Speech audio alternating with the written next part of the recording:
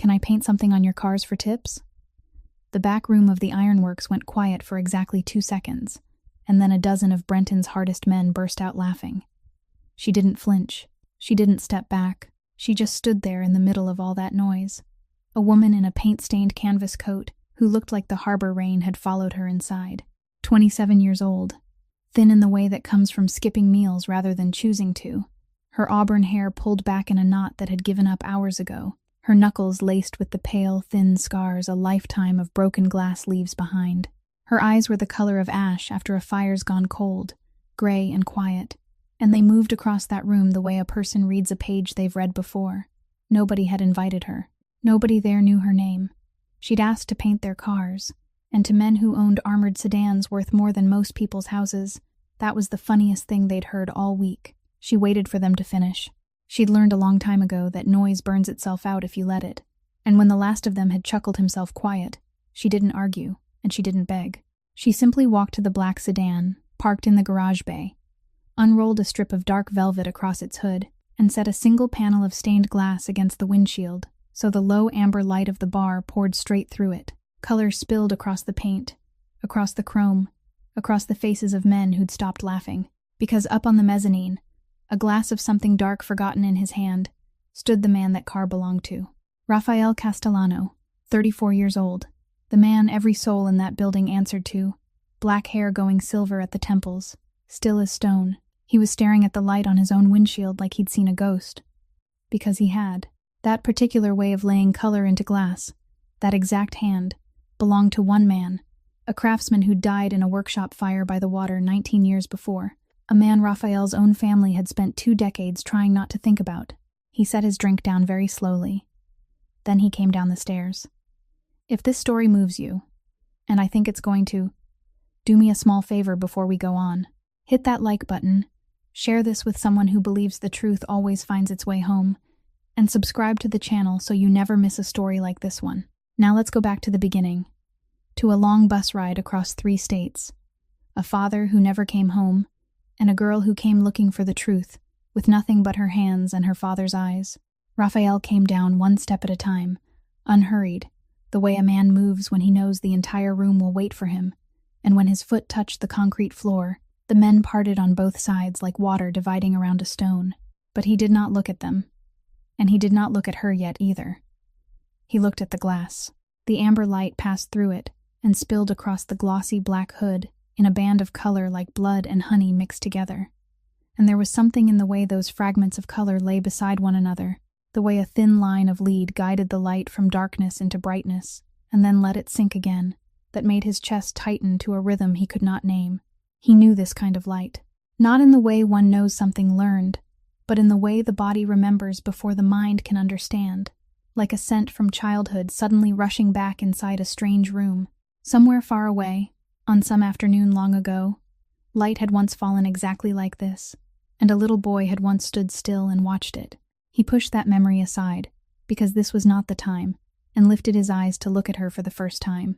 Cora stood still beneath that gaze, not turning away, not lowering her eyes, only letting him observe her in whatever way he needed to. He observed her for a long time, longer than courtesy allowed, but she was used to being weighed and measured by people, and she understood that the right silence could say more than any words.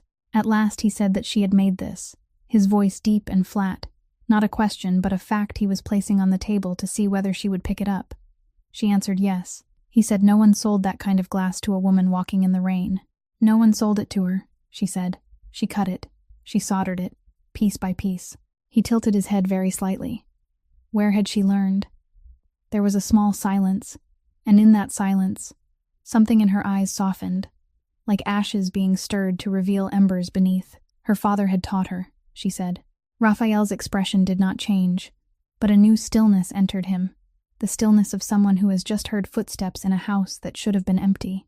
He asked who her father was. She looked straight at him as she answered, because this was the sentence she had traveled 11 hours and 19 years to say in this exact place, before these exact men, Elias Whitfield. The name fell into the room like a stone dropped onto still water, and the silence that followed spread in rings, from one man to another, from one face to the next. At the corner of the bar, the dry sound of breaking glass rang out. and every eye turned toward Bruno Kessler, 66 years old, a man who had stood in this room longer than most of those present had been alive, staring down at the glass that had slipped from his hand without his even realizing he had let it fall. He did not bend to pick it up. He only looked at her, his face gone white, as though a door that had been locked tight for 20 years had just been blown open by a wind no one could see. Dario Ren, standing a few steps away with the calm bearing of a man who had witnessed every important upheaval of the family for 40 years, slowly straightened, and for the first time that evening, his eyes left Raphael and fixed on the thin girl in the paint-stained coat. No one laughed anymore. No one could even remember having laughed. That name had done what no threat could have done. It drained every trace of mockery from the room and replaced it with something heavier, older, something these men had buried so deeply they had thought they had forgotten it. Raphael stood motionless before the glass, and for one long moment, he was not the boss who held absolute sway over everyone in the room. He was only a man facing a name he had thought he would never have to hear again. His gaze moved from her face down to her hands, the scarred knuckles, the long fingers that had held a glass cutter all her life, then returned to her ash-colored eyes, and what he found there made him breathe out very slowly. Those were eyes he had seen in someone else, a very long time ago, on an afternoon flooded with colored light. Raphael said that Elias Whitfield had died 19 years ago. His voice so quiet the men farther away had to lean in to hear it. She did not blink. She said she knew. She was his daughter. And she had come here because she did not believe the story people told about how he died. Raphael did not answer at once, and Cora did not fill that silence with hurried words the way most people did when standing before a man like him. She let her sentence remain there between them, beside the glass still spilling color across the hood, and she waited. At last he told her to sit, nodding toward a long wooden table set against the wall, and the way the whole room immediately drew back to give them a pocket of privacy told her just how much weight that order carried. She sat. He sat across from her. Bruno pulled a chair closer but did not sit fully, only stood with one hand on its back as though his legs were no longer steady enough, and Dario stood behind Raphael, silent, his aged eyes never leaving her face. Raphael told her to speak. Cora laid both hands flat on the tabletop, a habit she had had since childhood whenever she needed to arrange things too large to say all at once. Then she began, her voice even and clear, not trembling, not dramatic, only the truth told in its proper order. Her father had died in a fire at his glass workshop by the water 19 years ago. She had been 8. She had not been at the workshop that night. She had been home with her mother, long since asleep. And the next morning her mother had sat down beside her bed and told her that her father was not coming home anymore. She paused for a beat, not because emotion had overwhelmed her, but because she wanted every word placed exactly where it belonged. People said it was an accident. The file was closed after a few months. No one found anything worth finding, or no one wanted to find it. And life went on as though a man who knew how to turn light into color had never existed. Raphael said nothing, but his finger tapped once against the table and then stopped, as though he too were holding something back. Cora went on, saying her mother had raised her alone through all the years that followed. She had kept very little of her father's, only a few boxes in the closet, and she never opened them in front of Cora. 3 years ago, her mother died of illness. Slowly, Cora stayed beside her until the end. And after she was gone, Cora opened those boxes, because by then there was no one left in the world she had to ask for permission. Something passed through her eyes when she said that.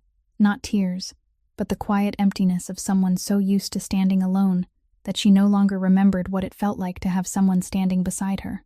In those boxes were her father's sketchbooks, his tools, a few small pieces of glass he had made by hand, pieces she had always thought were only decorations, beautiful colored fragments he had kept for no special reason.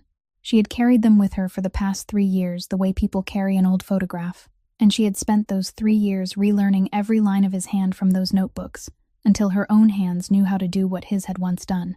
She looked straight at Raphael. But there was one thing in those boxes she could not explain. A name, written in her father's handwriting, in a notebook he had hidden more carefully than all the others. The name Castellano. Beside it were a few words he had written for himself, saying that if anything happened, these were the people who could be trusted. Bruno softly closed his eyes. And over the past year, she said, her voice lowering, someone had started coming after her. First letters, then phone calls. A man she had never met wanted to buy, at any price, the last pieces of glass her father had left behind. Not as a collector. He did not care about the most beautiful pieces. He kept asking the same question again and again, what she still had, and where all of it was. Then, 3 weeks after the last call, her apartment was searched. She was not home at the time. They did not take money, did not take belongings. They searched only through her father's boxes and then left.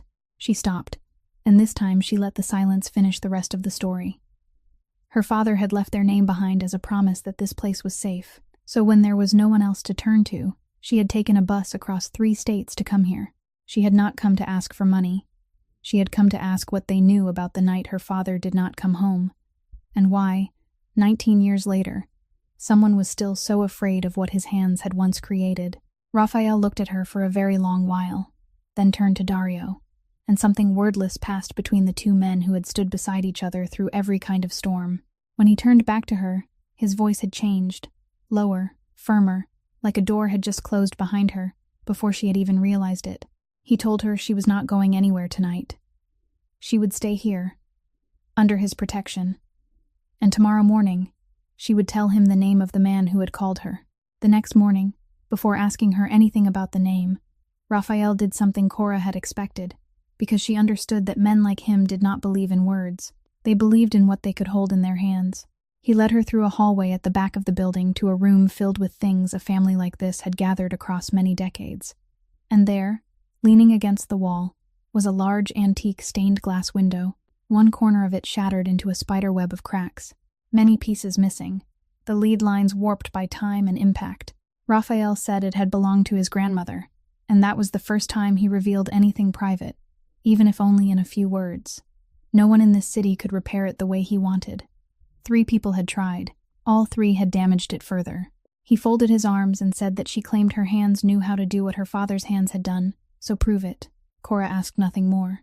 She took off her paint-stained coat, draped it over the back of a chair, then stepped closer to the glass and did the first thing her father had taught her to do before he ever taught her to hold a cutter. She stood still and looked. She looked for a very long time, so long that one of the 2 men guarding the door began shifting impatiently from one foot to the other. But she did not touch anything. She tilted her head, letting the morning light from the small high window fall across the stained glass, and she read it. Read the way the old craftsman had thought. Read where intention ended and damage began. Read the order hidden beneath the appearance of chaos. Then she began to work. What happened over the next 2 hours was something the people present would later describe differently. And strangely enough, every version was true.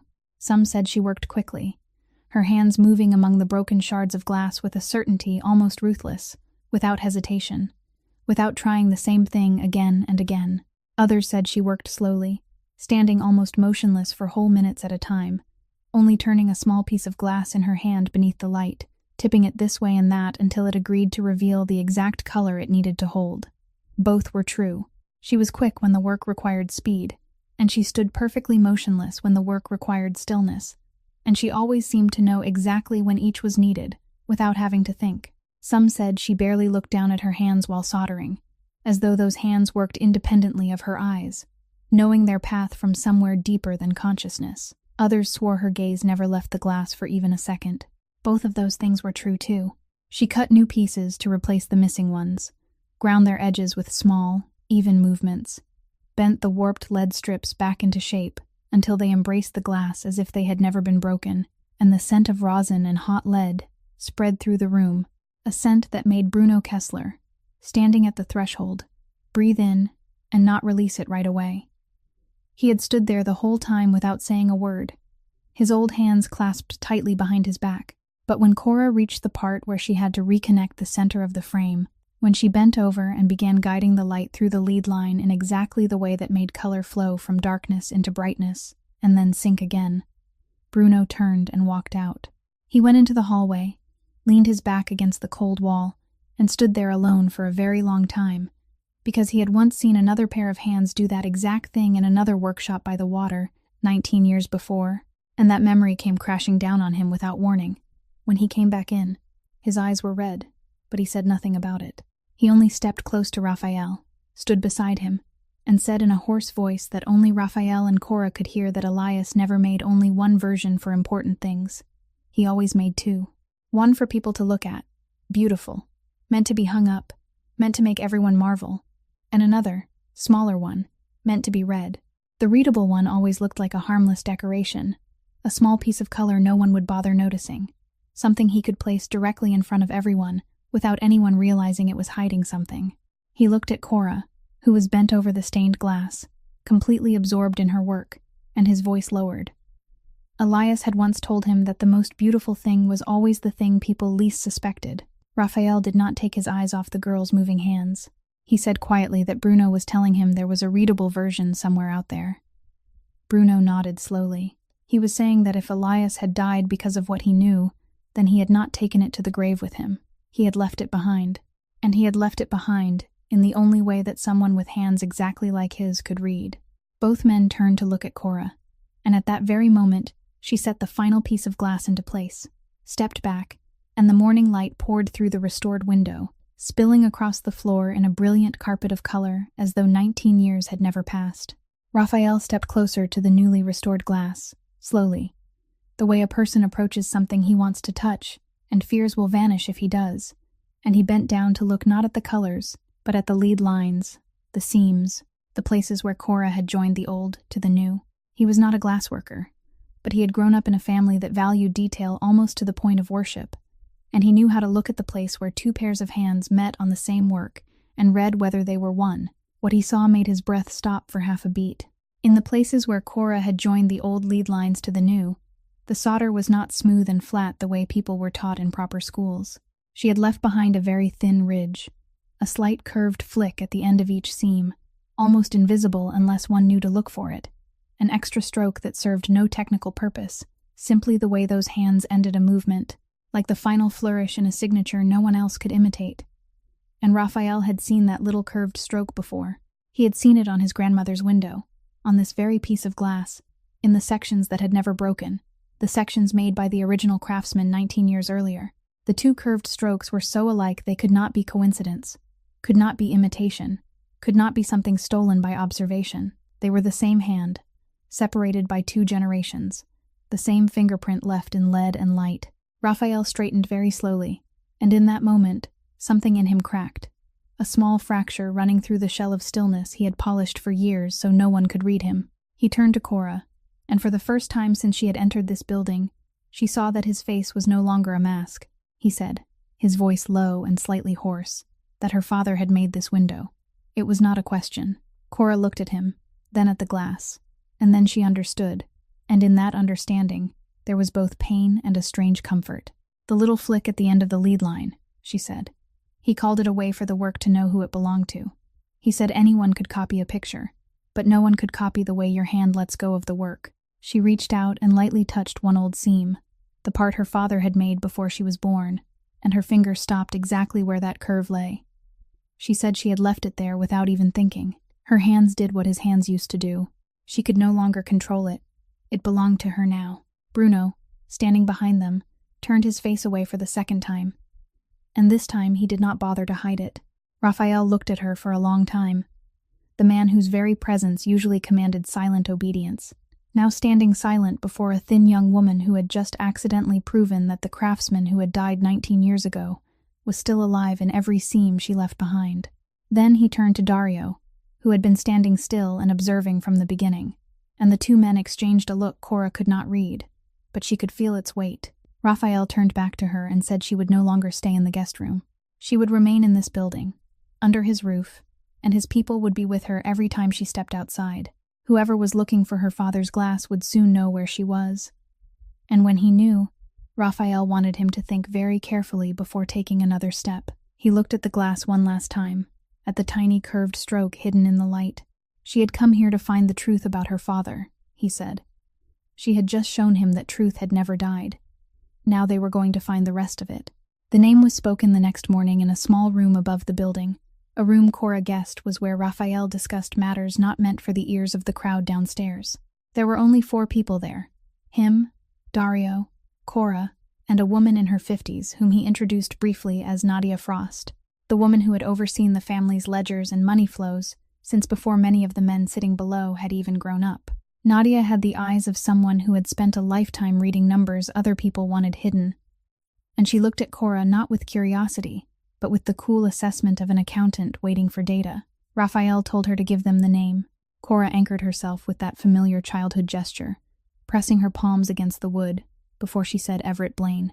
If the name Elias Whitfield the night before had fallen into the room downstairs like a stone that sent ripples across still water, then this name fell into the small room in a completely different way. It did not carry grief or memory with it.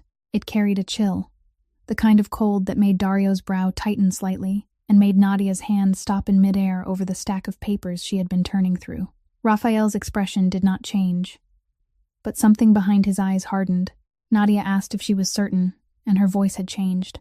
Cora said she had kept every letter he sent. She had recorded every call. Everett Blaine.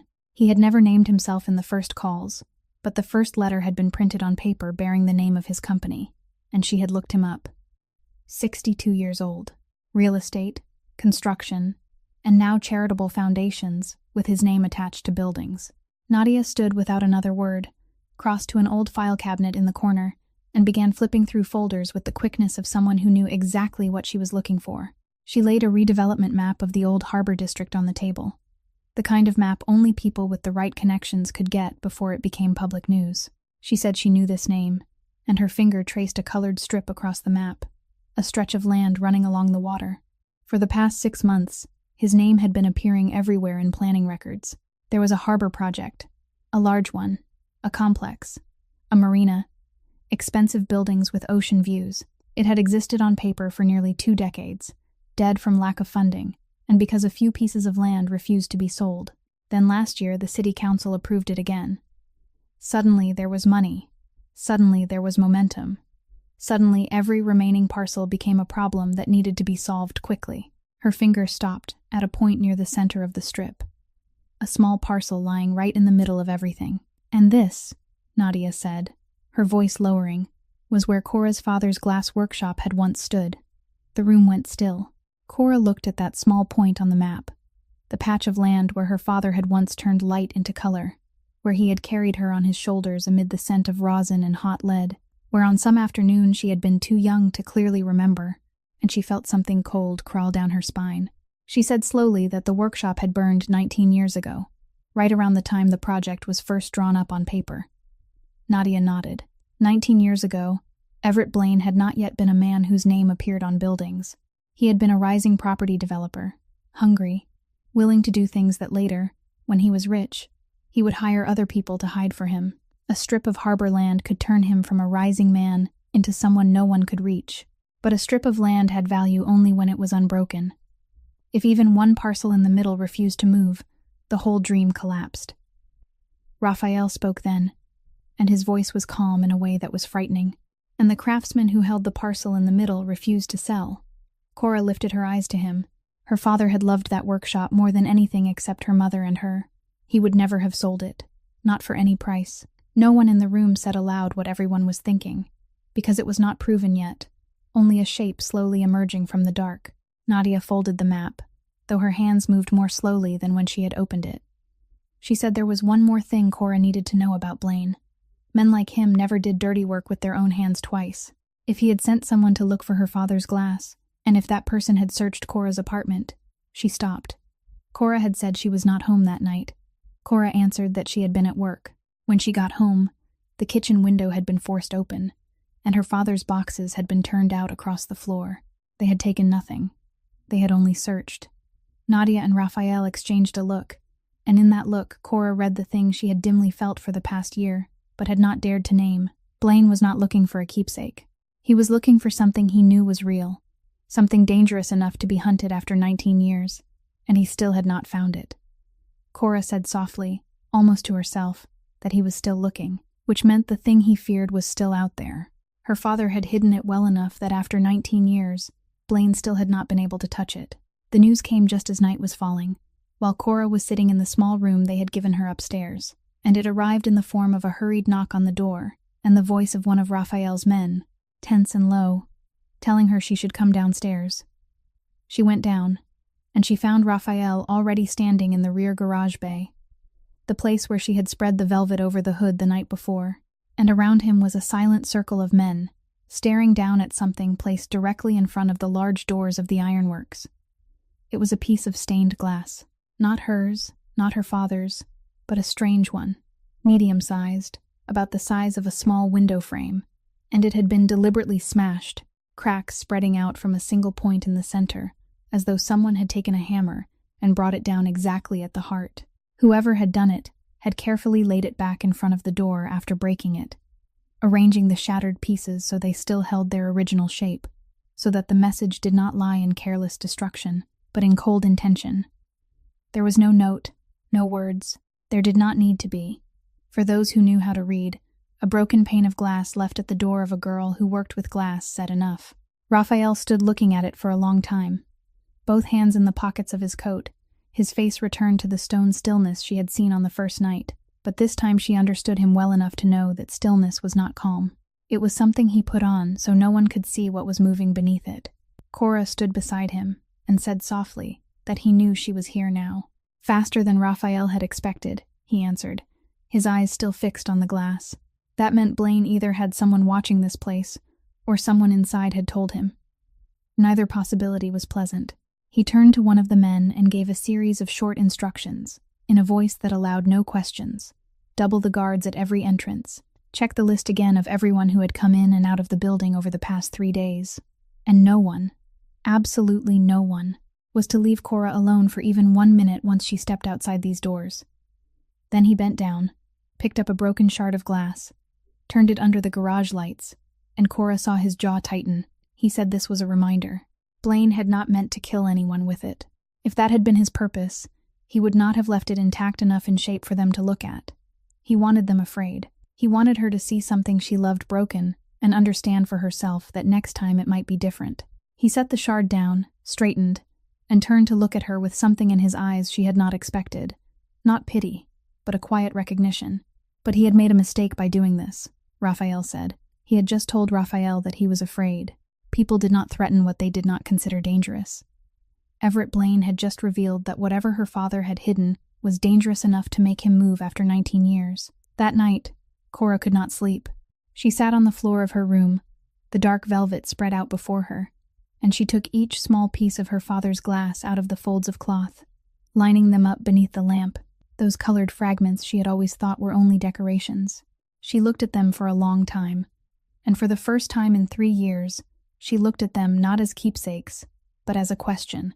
Then she opened the notebook he had hidden most carefully, the one with the name Castellano, and turned to the final page, the page she had read hundreds of times, until she knew it by heart, but had never truly understood. There, in her father's cramped, slanted handwriting, there was not a drawing, not a design. Only a few lines written for someone he trusted would come one day. The thing you make in silence will speak louder than anything you say aloud. The work is the truth. Protect the work. And when you cannot read it alone, remember that I never truly left you alone. I always make 2 versions. One to look at, one to understand. Cora read that far and stopped, and her eyes moved from the words to the small panes of glass laid in a row before her, the meaningless pieces of color she had carried with her for 3 years across every mile of the road, and a thought began to form at the edge of her mind, faint and still without clear shape, but real. Her father had told her there were 2 versions, and one of those versions, she thought, perhaps she had been holding in her hands all this time without knowing it.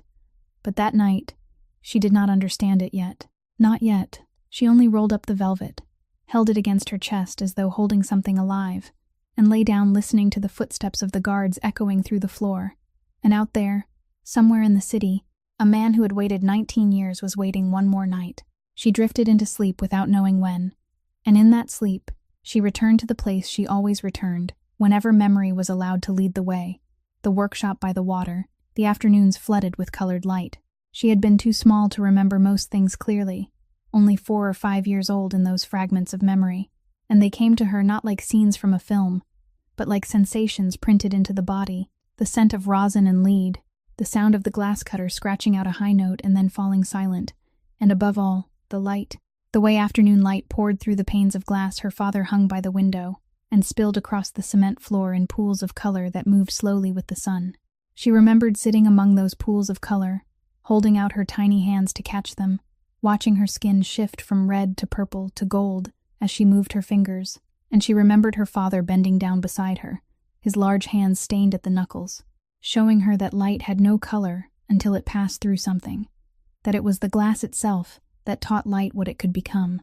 He spoke to her in his deep, slow voice, never speaking to her the way people speak to a child, always speaking as though she was fully capable of understanding, and she remembered the feeling of being trusted even more clearly than she remembered any of the words he said. Her mother later used to say that Cora had absorbed things she did not even know she was absorbing, that she would sit under her father's work table for hours, quietly arranging broken scraps of glass into shapes while he worked above her, and that sometimes he would pause only to look down and see what she was making, then smile to himself and return to his work. And among all those blurred pieces of memory, there was one afternoon that rose more clearly than the others, not exactly because of what had happened, but because of one small difference her child's mind had kept. That afternoon, a man came to the workshop, a man she did not know, and with him was a boy about 7 years older than she was, a boy with dark, quiet eyes, standing behind the grown man's legs with the look of a child used to staying silent in places where adults discussed serious things. The two men talked in the far corner, their voices low and grave, and her father brought the boy over to her, sat him down beside her among the glass scraps, as though giving him something to do while he waited. She did not remember whether the two of them said anything to each other. Perhaps they did not. But she remembered that they had quietly arranged pieces of glass side by side, that she handed him a blue piece, that he placed it beside a red one, and the evening light fell through them and printed a small streak of purple across the floor, and that dark-eyed boy had looked at that purple streak for a long time, as though he had never seen anything like it. Then the man called him. The boy stood and followed, and she never saw him again, and that memory sank to the bottom like every other childhood memory, kept without her understanding why. Cora woke before the sky was fully light, carrying the strange warmth of that dream still lingering in her chest, and she lay still for a while, letting it settle before the worries of the present returned to take its place. That morning, when she went downstairs, Dario was already sitting at the long table with a cup of coffee and the face of a man who had stayed awake all night weighing something. He waited for her to sit, then spoke slowly, like someone opening a drawer that had been locked for many years. He said there was a place she needed to know about. Her father, besides the workshop, had also rented a storage space, an old place by the docks, not far from there. He kept things there that he did not use every day: reserve glass, documents, unfinished work. Dario turned the coffee cup in his hands without drinking. When her father died, the family had paid the rent on that storage space for 3 years, hoping one day someone would come to claim it. Then time passed, and they let it go. But the owner of the warehouse back then, an old man who had respected her father, had not let anyone touch it. He locked it, sealed it, and left it exactly as it was. Dario lifted his eyes to her, and in those old eyes there was something almost gentle. It was still there, Cora. It had been there for 19 years, and he thought it was time she opened it. The warehouse stood at the end of a row of old metal doors behind a chain-link fence, the kind of place where time gathered visibly, property that asked no questions and answered none. Raphael drove her there in the middle of the morning, with Bruno in the back seat and 2 other cars following at a discreet distance, because after the broken glass left outside the door, he would not let her go anywhere without a ring of men around her. The warehouse door bore the number 14, and the lock hanging from it had been there long enough for the metal to turn the exact color of the air around it, the color of things forgotten. Dario had the key. He had kept it since the day the old warehouse owner's daughter had called, and he had never used it. Cora looked at his face as he approached the door, the particular expression of a man about to open something he had tried to keep closed for years. The lock resisted for a while, then finally gave way, and Dario hauled the metal door upward, and it let out a long shriek that echoed through the empty row of storage bays. The smell reached Cora before her eyes could adjust to the darkness inside, and it nearly made her knees buckle. The smell of old glass, of lead, of rosin that had long since gone quiet, but had never truly vanished. It was the smell of her father's workshop, a smell she remembered with her body rather than her mind, a smell that had lived inside her for 19 years in a place deeper than memory, and now it poured out of the darkness, as though her father had only stepped away for a moment and might return at any second. She stood at the threshold and breathed it in, and for one moment, she could not move. Raphael said softly beside her to take her time, and she realized he was standing close enough to catch her if her legs gave out, though he did not touch her. She stepped inside. Within was years of a working craftsman's life stacked and preserved, arranged according to the private logic of a man who knew exactly where everything belonged and trusted that he would come back. Piles of reference books, crates of material, upright wooden frames, and along the back wall, stored in flat racks, glass, dozens of panes in every size and color, covered in a thin layer of dust like snow. Cora moved through that space in the exact way her father had taught her to assess a collection. Not greedily, not quickly, reading the surface to gather information before touching anything. She recognized many of the panes from descriptions in his sketchbooks, studies, experiments, unfinished pieces. She followed the glass racks, her fingers brushing lightly along their edges, until she reached the fourth rack, and her hand stopped. There was one piece lying differently from all the rest. It was heavier, and instead of being stored bare like the others, it was wrapped carefully in 2 layers of oilcloth, darkened by the years, and tied with a cord knotted in a way that made her heart miss a beat when she saw it. A double knot. The knot her father always used to tie things he wanted to protect from moisture, things he considered important. The knot she had watched him make hundreds of times, with his large, color-stained hands. The knot she had learned to tie exactly the same way without having to think. She stood looking at it for a long time without touching it. Bruno asked from behind her what it was, his voice tense. Cora said she did not know yet, but she did know. Somewhere deeper than words, she already knew. She carefully moved the surrounding panes aside to make room, then lifted the carefully wrapped piece out of the rack. It was large, heavy with the true weight of glass in her hands, and when she stood it upright, she could feel through the oilcloth that this was not an experiment or an unfinished study. This was something her father had wrapped with those very hands, tied with that very knot, and hidden in the deepest, most private place he could imagine, waiting. She sat down on the warehouse floor, laid the panel flat before her, and began untying the cord with hands that were steady even though her heart was not. Raphael, Bruno, and Dario stood silently behind her, and all 4 of them held their breath together as the first layer of oilcloth was lifted away. The second layer of oilcloth fell away, and the panel lay bare on the warehouse floor. But in the dimness of the storage space, it refused to say anything yet. Only a dark, silent sheet of glass, black lead lines crossing it like cracks in something that had hardened. Cora knew glass never spoke without light. She lifted her eyes, searching, and Raphael, understanding her without needing her to ask, stepped to the warehouse door and pushed it open as far as it would go, letting daylight pour straight in and fall across the panel. And the panel woke. The first thing it showed them was not beauty of color, but a scene, built in the solemn, heavy style Cora immediately recognized as her father's when he made his most serious works, the style that turned glass from decoration into the weight of testimony. At the center of the panel was a workshop, formed from dark pieces of colored glass, and she knew at once it was her father's workshop by the water, every line of it recorded from the memory of a man who knew by heart the place he loved. And before that workshop, he had placed 3 figures, not detailed portraits, not clear faces in this part, but 3 standing shapes, made distinct enough for the viewer to understand that these were 3 specific people, and not nameless shadows, one tall and straight, one solid and shorter, one slightly angled as though stepping back, and between them and the workshop, he had etched a door, closed, and on that door was a lock, made striking with a piece of glass brighter than anything around it, as though he wanted the eye to stop there. I had to stop there, had to understand that this door had been locked from the outside. Cora looked at that image for a long time, and she did not need anyone to explain what it meant. Her father, the man who turned light into color, had not drawn an accident. He had drawn an act. 3 people, a workshop, a door locked from the outside. Behind her, no one said a word, but she heard Bruno release one long, trembling breath. Cora said softly, almost to herself, because she needed to hear it aloud in order to believe it, that this was not something he had made and then lost in the fire. He had made it afterward. He had known something, had seen something, then come back here, back to this storage space, and carved all of it into glass, then wrapped it in 2 layers, and hidden it in the most secret place he knew. He had made it so it would not burn with him. He had made it so that one day it would still be here and speak.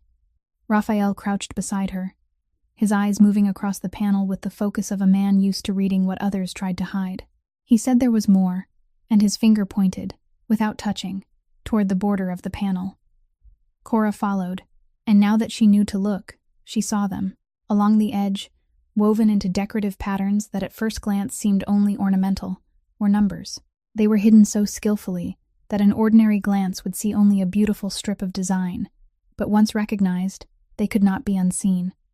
Long strings of numbers, small separate clusters, cut with the same precision he had given everything, and running along the main lead lines, hidden inside the very guiding structure of the panel, were words, tiny lines of text created by the way the glass pieces had been cut and fitted together, readable only if one knew how to tilt the head and let the light strike at the proper angle.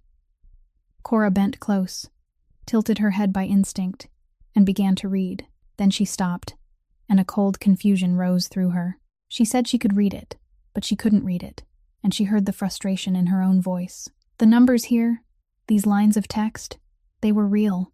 They meant something, but they were locked. Look at this. She pointed to one string of numbers along the border. This was not the true number. It had been scrambled, shifted according to some rule. Her father would never leave something dangerous exposed, so anyone who found it could read it. He had coded it. He had hidden the truth inside the truth. She sat upright, ran a hand over her face, and in that moment, the weight of what she had just understood pressed down on her. This was what Blaine was looking for. This was what was dangerous enough to make him hunt it for 19 years. Her father had carved the whole truth into this glass. Those 3 people, those numbers, all of it. She turned to Raphael, and in her eyes there was both horror and something almost like pride, but he had locked it, and he had taken the key somewhere else. Without the key, this glass showed them there had been a crime, but it could not tell them who, could not tell them how much, could not say enough for any court to listen. The warehouse sank into silence, with only the distant sound of water striking the docks, and 4 people stood around a piece of glass that had waited 19 years to speak, only to discover that it had spoken only halfway. They brought the panel back to the ironworks with the care of people transporting something both priceless and dangerous, wrapped again in the same 2 old layers of oilcloth, laid flat on the floor of the vehicle, and Cora sat beside it the whole way back, one hand resting on the fabric as though afraid it would vanish if she took her hand away. When they arrived, they set it upright in the small room upstairs, leaning it against a wooden frame before a large west-facing window, so the coming afternoon light would shine through it, and while they waited, Cora did what she had not been able to do at the warehouse for lack of light and time. She returned to the 3 figures at the center of the panel. At the warehouse, beneath that hurried daylight, she had seen the 3 standing shapes but had not yet seen their faces, because her father had made their faces from the most delicate, thinnest pieces of glass, pieces that would only reveal their details when light passed through them at exactly the right angle.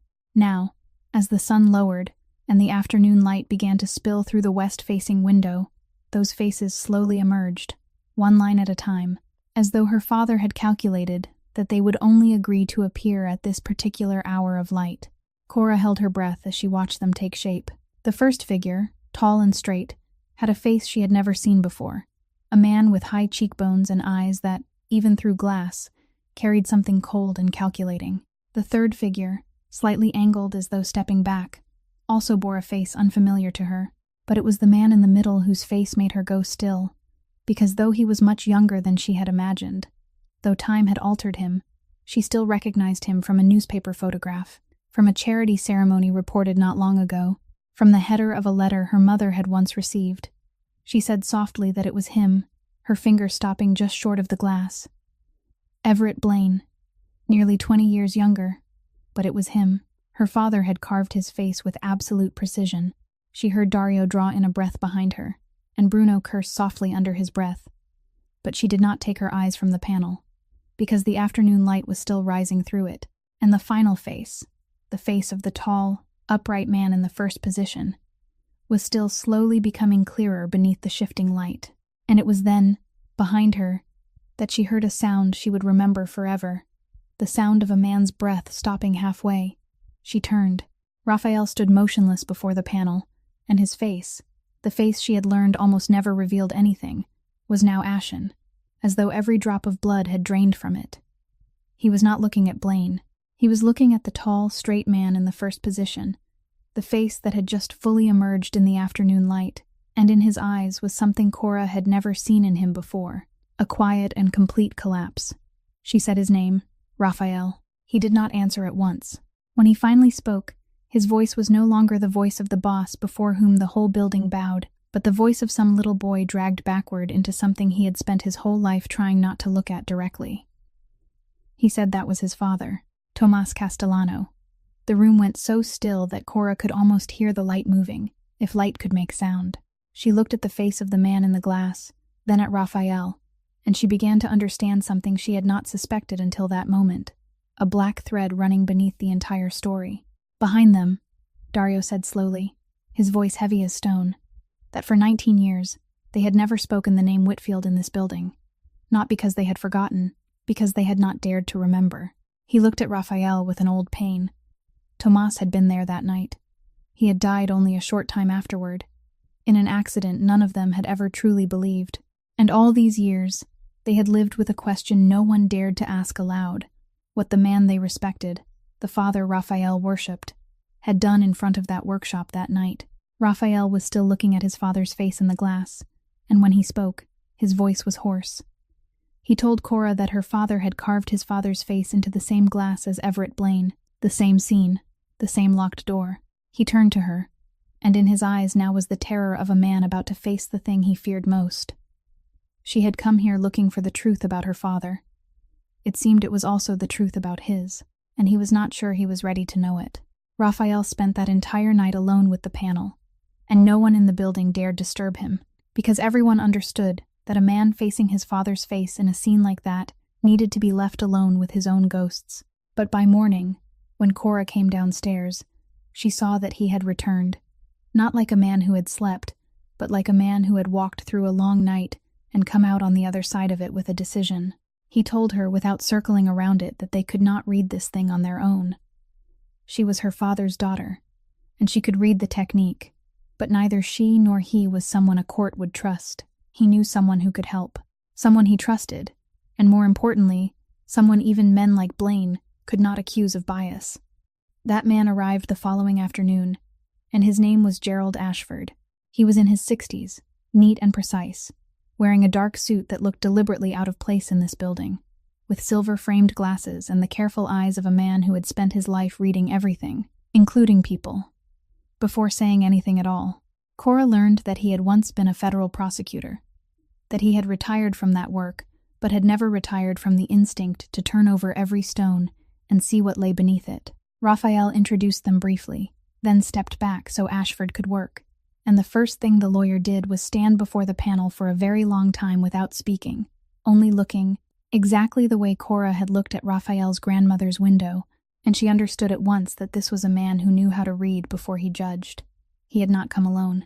With him was a quiet woman whom he introduced as a stained glass expert, someone who worked with museums and courts when the age and origin of works like this needed to be determined, and she spent nearly 2 hours bent over the panel in the absolute concentrated silence of an expert doing the most serious part of her work. She examined every lead seam beneath a magnifying glass, lightly scraped a hidden point along the edge to take a tiny sample, tilted the panel to read the way light passed through the layers of colored enamel. When at last she straightened, she looked at Ashford through her glasses and spoke in the voice of someone who only stated what she could prove. She said the composition of the colored enamel matched the period, the oxidation of the lead, the way it had aged, all of it was consistent with a work made roughly 18 to 20 years ago. She would confirm it more firmly after laboratory analysis of the sample, but she was rarely wrong about this. She turned toward the panel and pointed to the words hidden in the lead lines. And most importantly, these messages were original, not added later. They were in the very structure of the work, in the way the glass had been cut and fitted. No one could have inserted them afterward without taking the entire panel apart and remaking it. Whoever made it had built the truth into it, not written it on top of it. Ashford nodded slowly, and for the first time he spoke, his voice calm and measured. So they had an authentic work, from the right period, made by Elias Whitfield's own hand, recording a scene he clearly wanted someone to read one day. That was not nothing. That was a great deal. Then he turned to Cora. and in his eyes was the honesty of a man who never gave anyone false hope. But he had to tell her the truth, because she deserved to hear it.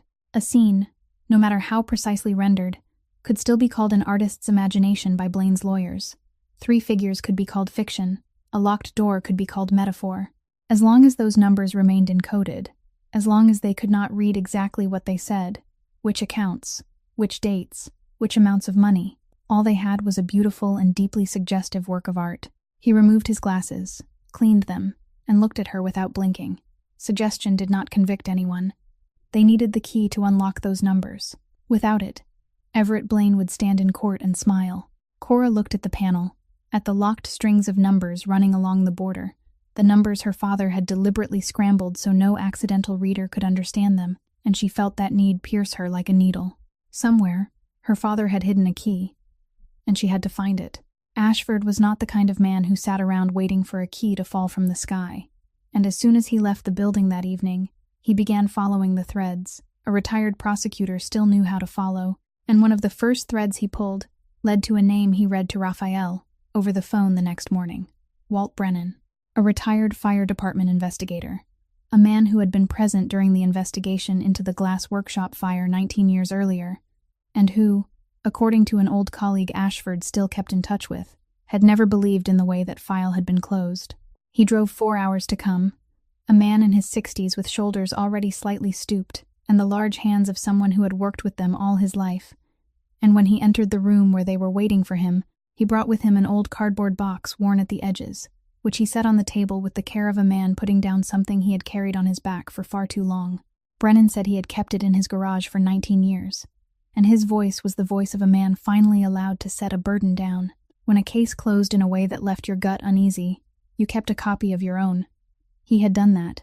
He always did that. He opened the box, and inside were yellowed files, photographs, pages of notes in the neat handwriting of a man who had once treated his work as sacred. Cora sat across from him, both hands flat on the table, and listened. Brennan said there had been a witness that night, drawing out a sheet of paper softened by time, a parking lot attendant from a warehouse nearby.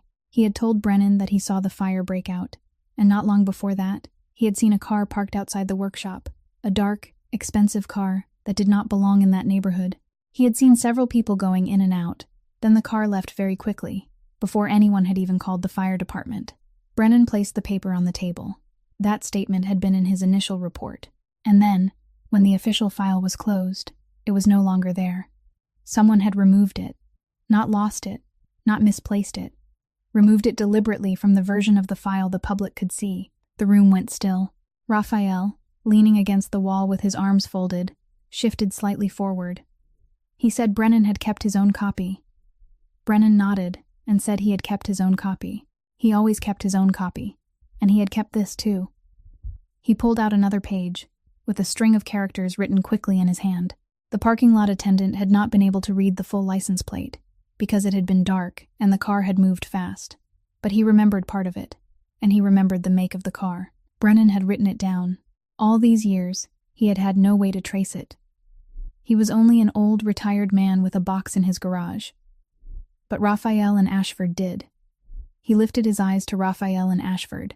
Ashford took the page, read the string of characters, then handed it to Nadia, who had been sitting silently in the corner throughout the meeting with her own stack of financial records. Nadia looked at the string, then began turning through the documents, and Cora saw the movement of her hands slow when she found what she needed, the slowing of a person who had touched something she had both hoped for and feared.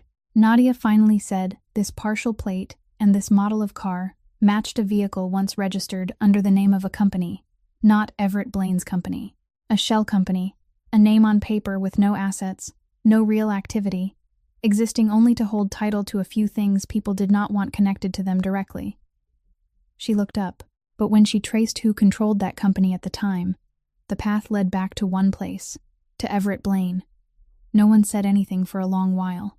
Cora looked at the witness statement that had been removed from the file, the paper that had slept for 19 years in a cardboard box in a stranger's garage, and she felt the floor shift beneath her. Her father had not merely drawn 3 figures and a locked door. He had drawn the truth. And now, piece by piece, the world outside the glass was beginning to match what he had carved inside it. Cora said softly, almost to herself, that he had been right. Brennan looked at her, and in his tired eyes there was an unexpected tenderness. Her father, he said. He had not known him, but he had spent 19 years unable to forget a case that had not been his to forget. Now he thought he understood why. Some truths refused to lie still, no matter how deeply people tried to bury them. Everett Blaine did not wait long to answer, and his blow came not as a broken pane of glass left at the door, but as something far more subtle, something designed not to strike at property but at Cora herself. It began with an article, published on a city news site, under the byline of a writer whom Ashford would later identify as someone who often received quiet payments from men like Blaine. The article did not mention Blaine as an accused man. On the contrary, it painted him as a philanthropist being harassed, and painted Cora as a poor young woman, unemployed, without credentials, without standing, using a questionable work of art and her connection to notorious figures in the Harbor District to build baseless accusations against a man whose name appeared on the city's charitable buildings. It called her a grieving daughter, one with understandable but distorted motives, not qualified enough to tell the difference between her father's authentic work and her own imagination. 3 days after the article, Blaine's lawyers filed a civil lawsuit, claiming that the glass panel belonged to a trust agreement between Blaine and Elias Whitfield from 19 years earlier, and that ownership of it belonged to their client. It was a carefully calculated move, Ashford explained, not necessarily meant to win, but to slow things down, to complicate them, to create the impression that this was a legitimate dispute rather than a crime being exposed. Cora read the article on her phone, sitting in the small room with the panel leaning against the wall behind her, and she read it twice, and when she set the phone down, her hands did not shake. Raphael watched her from across the room. He said Blaine wanted her to react. He wanted her to speak publicly, to cry, to rage, to give him something he could use. Cora said she knew. She looked down at her hands, at the scarred knuckles, and something quiet and certain rose inside her. He was saying she was not qualified enough to distinguish her father's work from her own imagination. He was building his entire argument on the idea that she was not truly her father's daughter in the way that mattered most. She lifted her eyes to Raphael. She would not argue against that with words. Her father had taught her that the answer to a lie was never to shout louder. It was to make something truer. She called Ashford that same afternoon, and what she asked for made him fall silent for a moment on the other end of the line, before he said it was a smarter idea than any public statement he could have written. 2 days later, in a room inside the building, before the stained glass expert, 2 other independent specialists invited by Ashford, and a notary sitting quietly in the corner recording everything, Cora sat down at a work table and did the only thing she knew how to do better than anyone else in the room. She worked. She worked for 4 hours, and she made 2 pieces. The first was her own, bearing the style now beginning to form as hers alone, distinct and personal. But the second was a deliberate recreation, faithful down to the smallest detail, of her father's technique, the same choices in cutting and joining, the same way of leading light through the lead lines, the same tiny curved flick at the end of each soldered seam that the expert had recorded on the original panel. The 3 specialists spent the next 90 minutes bent over the 2 works, comparing, measuring, examining every lead seam, and when they finally looked up, their agreement left no room for doubt. The second piece did not merely show familiarity with Elias Whitfield's technique. It showed a structural understanding so deep it could only have come from years of direct teaching and devoted study. This was not copying. This was inheritance. One of the 3 experts, an older man, removed his glasses and looked at Cora for a long time before he spoke. He said a person could learn to imitate a style, but that final flick at the end of the lead line, the way her hand released the work, that could not be learned by looking. That only came when someone had held her hand and taught her, year after year, when she was still too small to remember. She was not recreating her father's work, dear girl. She carried it in her hands. Ashford, standing beside him with the notarized record in his hand, gave a small nod. Now Blaine could no longer say she did not know what she was looking at, he said quietly. This record proved she knew it better than anyone alive. Blaine had just lost the one weapon he thought was certain. While Cora was proving with her hands what Blaine wanted to deny, Nadia Frost had quietly gone in another direction, and she did what she did best. She followed the money. She began with the strip of harbor land, and with the fire at the glass workshop, and she asked herself one simple and dangerous question, that if Everett Blaine had done this once, Had it truly been the only time? It took her 3 days, working with an acquaintance at a nonprofit watchdog organization that specialized in tracking murky real estate money, and when she gathered everything together and walked into the room where Raphael, Cora, Ashford, and Dario were waiting, her face carried the look of someone who had just seen the shape of something far larger than any of them had imagined. Nadia said this was not the first time, and she laid a thick file on the table. And this was not only about Cora's father. She opened the file and began to tell them, not with emotion, but with cold facts, stacked one upon another until they became something impossible to deny. Over 17 years, she had found the same pattern repeating in 4 different areas in and around the city. Each time with a different project name, a different front company, a different shell, but underneath, the same mechanism.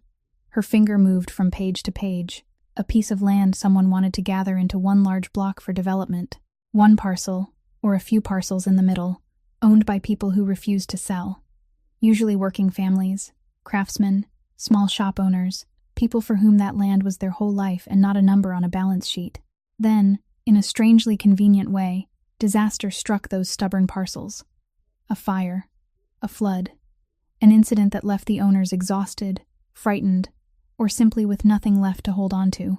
And afterward, the land was sold for a pittance to a company that, if traced far enough, led back to the same place. She looked up.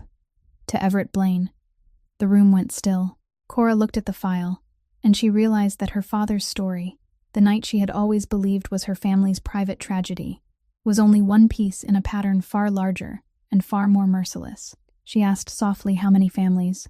Nadia looked at her, and for the first time in all the days Cora had known her, there was a crack in her professional coldness.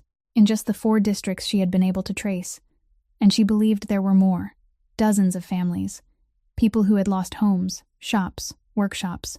Some had left the city, some had never financially recovered, and in at least 2 cases besides Cora's father's, someone had died in those convenient disasters, though no one had ever been able to prove they had not been accidents. That number lay in the room like an object with real weight, and for a long while no one said anything. Cora thought of her father standing his ground on his parcel, not out of stubbornness, but out of love, and she thought of all the others who had stood their ground in the same way, craftsmen and small shop owners whose names she did not know, and she felt her private grief widen into something larger, a cold anger with purpose. She said this was no longer only about recovering the truth for one man, and her voice had changed. Ashford, standing at the head of the table, nodded slowly, and in his eyes was the light of a former prosecutor, seeing not merely a case, but a whole system. If they could prove this pattern, he said, then this was no longer a dispute over a piece of glass, no longer the word of one girl against the word of a philanthropist. It became a chain, and a chain was far harder to bury than a single incident. But he looked at the panel leaning against the wall, at the locked numbers running along its border. To tie it all together, to turn this pattern into something a court had to hear, they still needed whatever could unlock those numbers. They still needed her father's key. Cora looked at the panel, then down at the backpack at her feet, where the dark velvet roll lay still as it had lain still for 3 years, and a faint thought brushed the edge of her mind again, closer than before, but still not clear enough for her to grasp. The call came to Ashford's office on a Tuesday morning, and it came from a direction no one in the group had expected. Ashford called Raphael immediately afterward, and his voice, usually calm and measured, carried something different this time, a caution almost like held breath, as though he were carrying a cup filled to the brim and feared spilling it. He said someone had just contacted him, through a private attorney, very quietly. A man. He had not given Ashford his name at first, but his lawyer said his client had read the article about Blaine and the glass, and that he had something he wanted to say, about the night at the workshop, about what had really happened. Raphael was silent for a moment on the other end of the line. One of the 3, he said at last. Ashford said he believed so. Not Blaine, obviously. And not, he stopped, choosing his words carefully because he knew who was listening. Not the man in the middle. The other one. The 3rd man in the glass. That man agreed to meet, but only under the conditions of someone who had lived too long in fear to trust anything easily.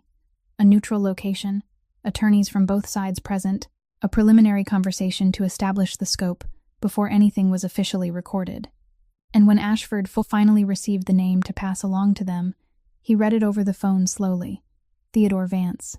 Nadia searched the name through the night, and what she found drew the portrait of a man who had spent 19 years disappearing without truly disappearing. Theodore Vance, 61 years old, had been a small contractor in the city at the time of the fire, a struggling businessman drowning in debt.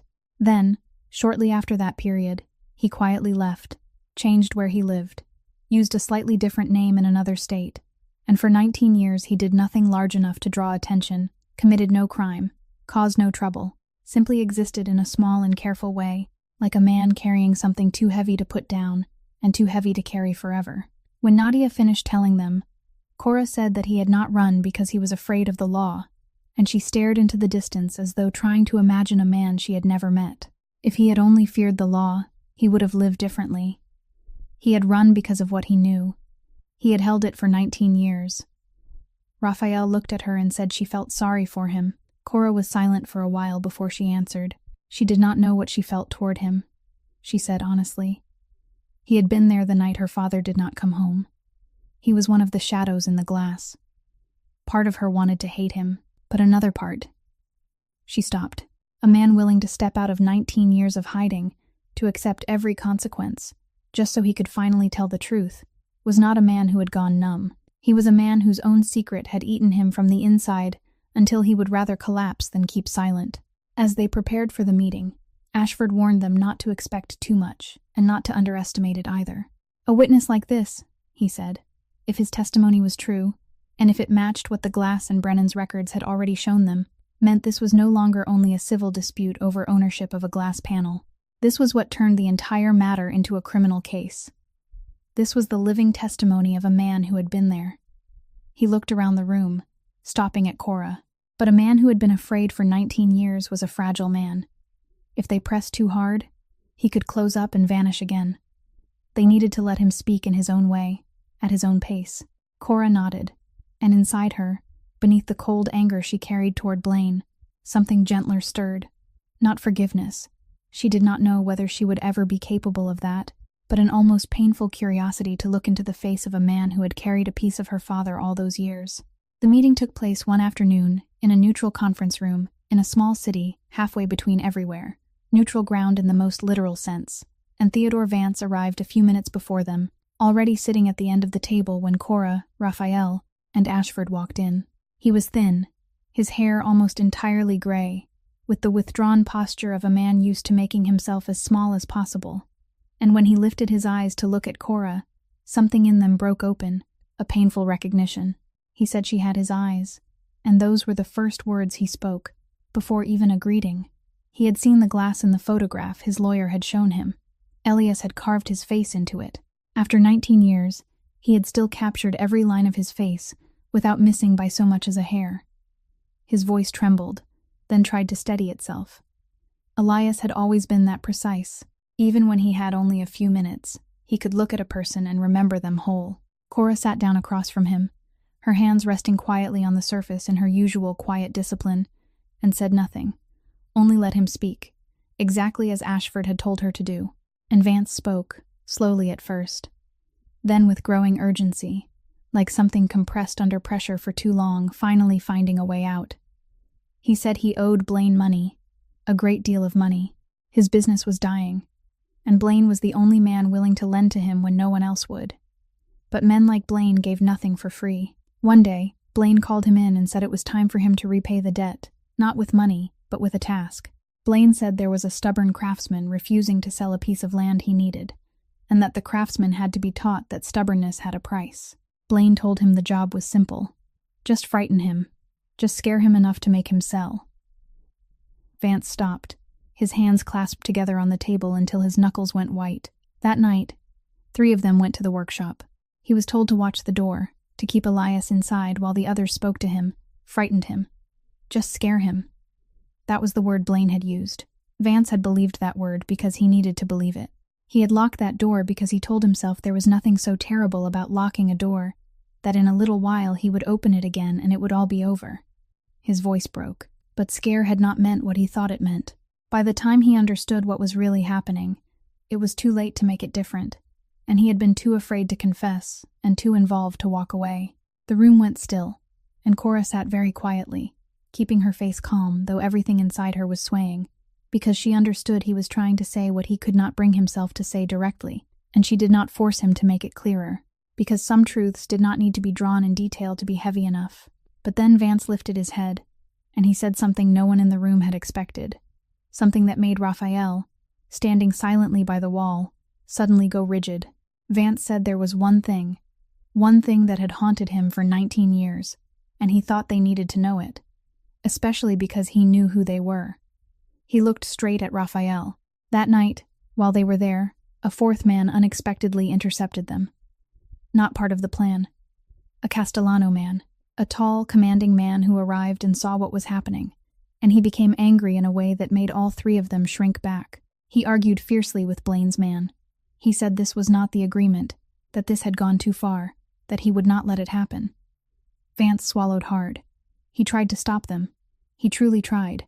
Vance remembered him standing there, one man against Blaine's people, shouting that the door had to be opened. He lowered his head. He did not know what happened to that man afterward. He only knew that not long after, he heard the man had died.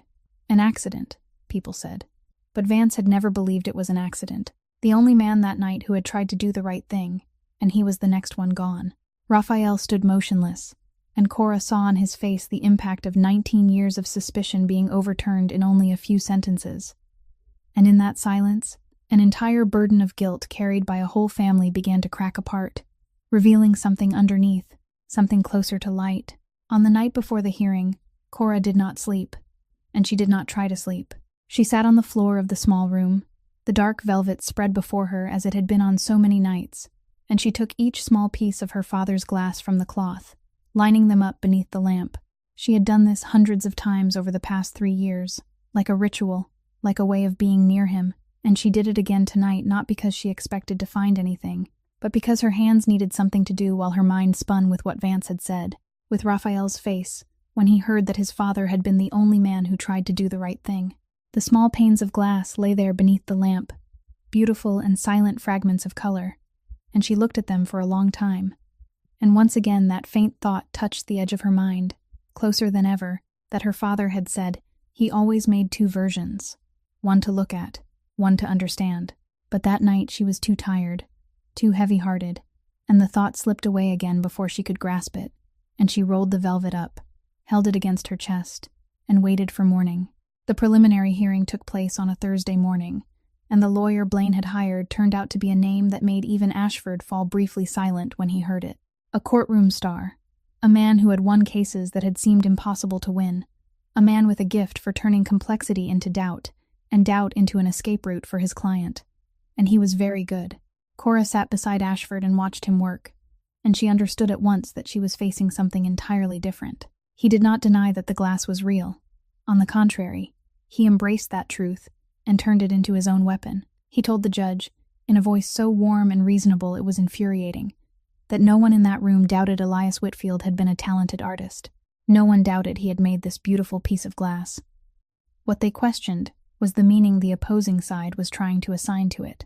Your Honor, this was the work of a man under terrible financial pressure, a man about to lose the land he loved, a man, by every description, obsessed. And obsessed people created art that reflected their obsessions. 3 figures? They could be anyone. A locked door? That was metaphor, symbol, the kind of thing any suffering artist might create. He lifted an enlarged image of the panel and pointed to the numbers along the border. And here, what the opposing side called financial evidence. Your Honor, he invited anyone in the room to read what those numbers said. Just one account, just one date, just one figure that could be verified. He let the question hang in the air, then smiled, calm and deadly. They could not, because no one could read them. They were encrypted, they said. But, Your Honor, a string of symbols no one could decode was, legally speaking, no different from decorative pattern. The opposing side was asking the court to condemn a respected citizen based on a picture and a series of marks they themselves admitted they could not read. That was not evidence. That was a beautiful story a grieving young woman needed to be true. Cora felt each word of his like a small stone thrown at the thing she had poured her whole heart into building. And worse than that, she saw the judge, a woman with the face of someone who had sat on this bench long enough not to be easily moved, nod very slightly, not in agreement, but in consideration. And in that slight nod, Cora read the cold truth, that the argument was working. Ashford stood and did what he could. He presented Brennan's testimony, the removed report, the license plate, Nadia's 17-year pattern, and all of it carried weight. All of it caught the judge's attention. But Blaine's lawyer, each time, skillfully separated one piece from the others, calling this inference, that coincidence, the other the word of an unreliable old witness after all these years, and little by little, he wore away the thread that tied everything together, until what had once been a complete picture began to look like a pile of scattered fragments. When the hearing recessed, Ashford sat down beside Cora, and he did not lie to her, because he had never lied to her. He said softly that they were losing this round. The lawyer was right on one fatal point. Until they could read those numbers, everything else could be called inference. They had everything except the one thing they needed most. Cora sat there, looking at her father's panel displayed in the middle of the room like an accusation no one could read, and she felt the bottom drop out beneath her, the feeling of having traveled 11 hours and 19 years to get here, only to stand one missing key away from the truth. That night, Cora brought the original panel back to the small room, because she could not bear the thought of leaving it in the courtroom like a prisoner, and she set it upright against the wall, then sat down on the floor across from it, with the dark velvet spread beside her, the last two things left of her father in the same room for the first time. She had no intention of finding anything. She was simply tired and defeated, and she performed the old ritual to comfort herself, taking each small piece of glass from the velvet and lining them up beneath the lamp. But tonight there was something different, something that had never existed in all the 3 years she had performed this ritual. And that difference was the large panel standing right in front of her, beneath the same light, from the same angle. And when she picked up the first small piece of glass, a colored fragment she had always believed was only a pretty decoration her father had left behind, and when she accidentally raised it to eye level so the lamplight passed through it, between her and the large panel, the tiny pattern inside that fragment suddenly overlapped one of the locked strings of numbers along the border of the panel, and something in her mind went still. She sat motionless, then she lifted the piece again, slowly, carefully, and looked through it at that exact string of numbers, and she saw what 19 years had never allowed her to see, because she had never had the large panel to compare it against. The pattern in the small piece of glass was not decoration. It was a grid, a mask, a decoding template. The lines inside it, the darker and lighter places, the clear spaces and clouded spaces, when laid over the locked number string on the large panel, immediately revealed which numbers were real and which were noise, which order had to be read and which order had to be ignored, like a key sliding into the exact lock it had been cut to fit. Cora stopped breathing. She lifted the second small pane, then the third, and she understood, all in one dizzying moment, that these were not a few random decorations. They were the set of keys. Each small piece corresponded to a string of numbers on the large panel. Each piece was a decoding template for one part of the truth, and her father had made them at the same time as the panel, 2 versions, exactly as he had written, one to look at and one to understand. Then he had separated them, hiding the large panel in the warehouse where no one would think to look, and sending the little set of keys home for her mother to keep in a box, harmless colored fragments no intruder would bother noticing. And she had carried them with her for 3 years, across every mile, through 11 hours on a bus crossing 3 states, laying them right in front of a room full of dangerous men on the very first night, never knowing that the thing she held was the very thing Everett Blaine had been hunting for 19 years. This was why he had never cared about the most beautiful pieces her father made. This was why he had only kept asking again and again what she still had and where all of it was. He knew that a decoding version existed somewhere, because a man like Elias Whitfield would never lock away a truth without leaving a way to open it. But he did not know what it looked like, did not know where it was, and never imagined it lay neatly inside a roll of velvet that the craftsman's daughter clutched to herself like a bundle of old photographs. Cora sat on the floor in the middle of the night, her hands trembling, and began to work. She raised each small piece of glass, placed it over the exact string of numbers it belonged to on the large panel, and each time a true sequence of numbers emerged from behind the noise. One account, then another account, a date, a sum of money so large she had to read it again to believe it. Transfers moving out of funds and projects into names she now knew how to trace, piece by piece, the truth her father had locked away 19 years earlier, opened beneath her hands. The hands he had taught, the hands he had known would one day return to read this very thing. When dawn was near, Cora sat in the middle of a floor covered with the numbers she had written down. The large panel glowing in the first light of morning, the little key pieces lying beside it like stars that had just guided her home, and she understood that the balance had just shifted, not with a loud sound, but with the quietest thing in the world, light passing through glass.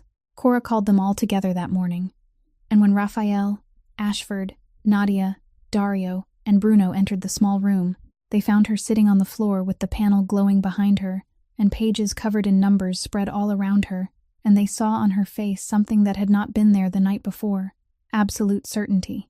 She told them about the key pieces, about the decoding set she had carried against herself for 3 years without knowing, and she read the numbers aloud to them, and as she read, Nadia began comparing them with her own files, and her face grew paler with every passing moment, because each number Cora read matched a money trail Nadia had traced.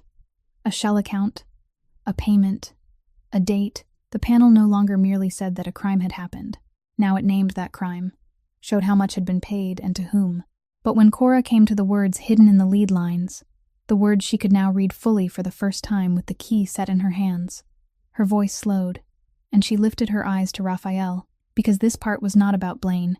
This part was about his father.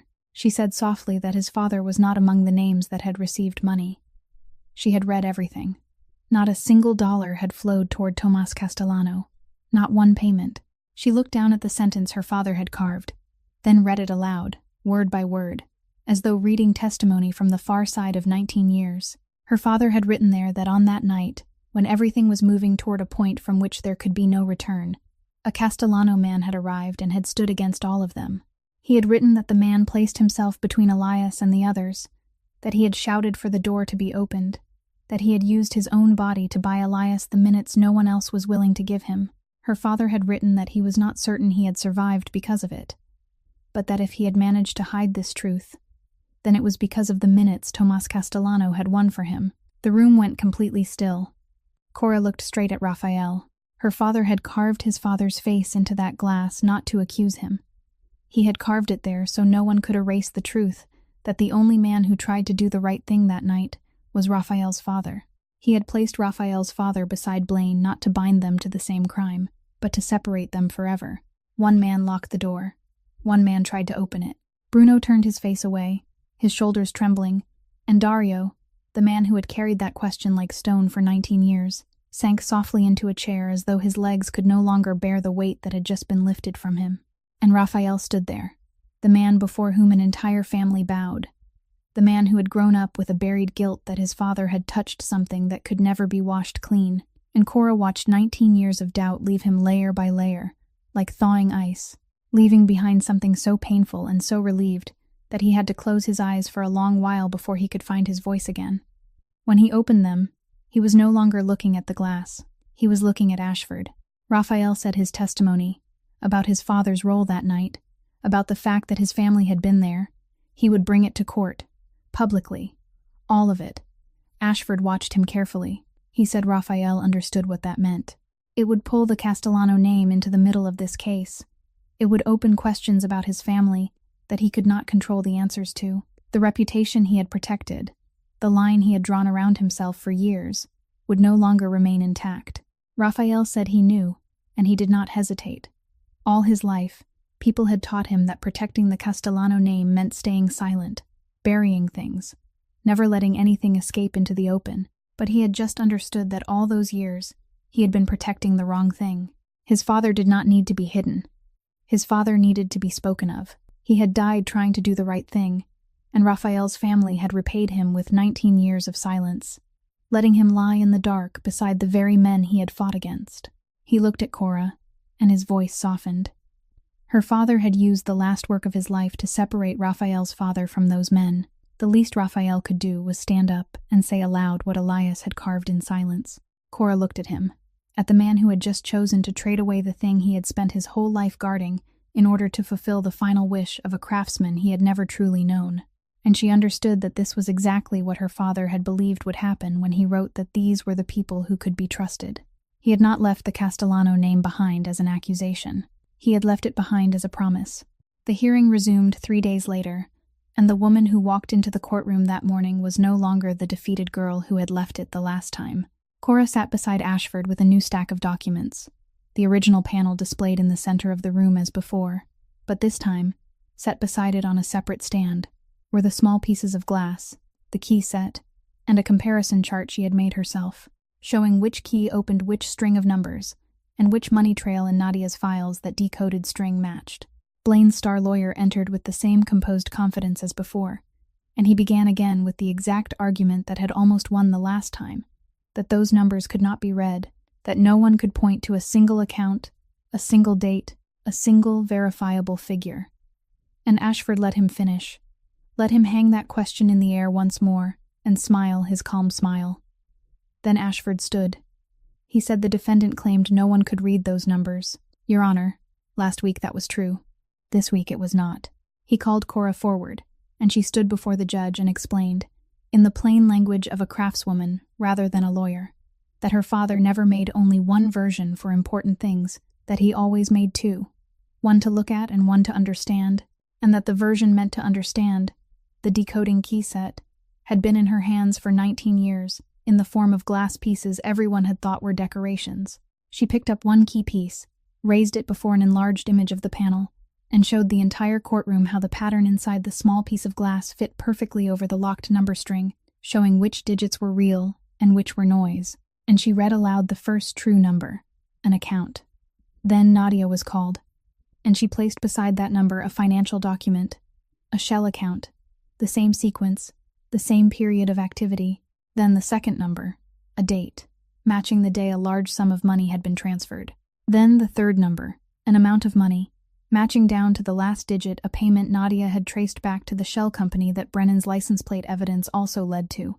Piece by piece, the things Blaine's lawyer had so skillfully separated in the previous hearing were now joined together before the judge's eyes, and this time they could not be pulled apart, because each piece had now been soldered to the next by a specific, verifiable number that could not be dismissed as inference.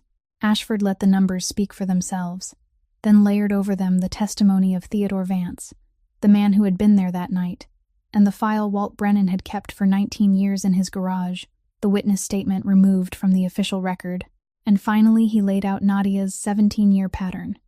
4 other districts, the same mechanism, the same working families pushed off their land. He did not raise his voice once. He did not need to.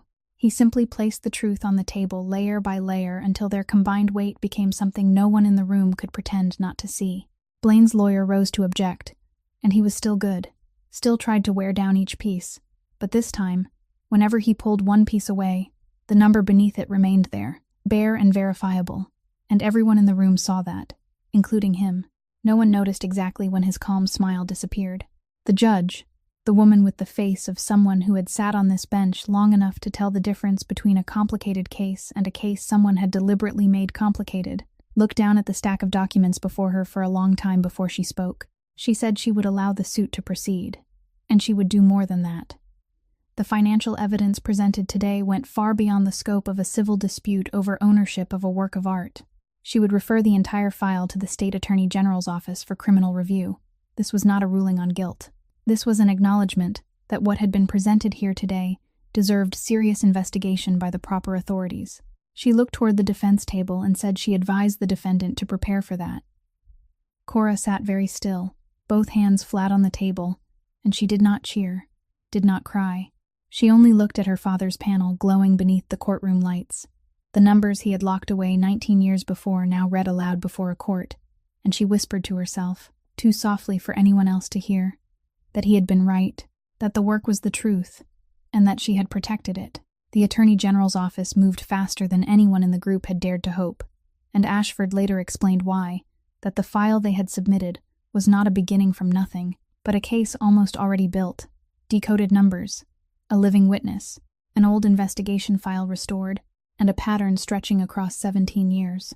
The state investigators only had to pull the threads Nadia and Brennan had already placed in their hands, and every thread they pulled led to another. Accounts, shell companies, payments that now, with Elias Whitfield's key, could no longer hide. Everett Blaine was arrested on a Wednesday morning, and the news came to Cora not like an explosion, but like a sudden stillness, the stillness of something that had been stretched tight for 19 years, finally loosening. Ashford called her at 7 o'clock in the morning, with the calm of a man who had done this work for 30 years, but could still feel the weight of a moment like that. And he told her this was not the end, that between an arrest warrant and a conviction, there was still a long road, and she said she understood, and she truly did.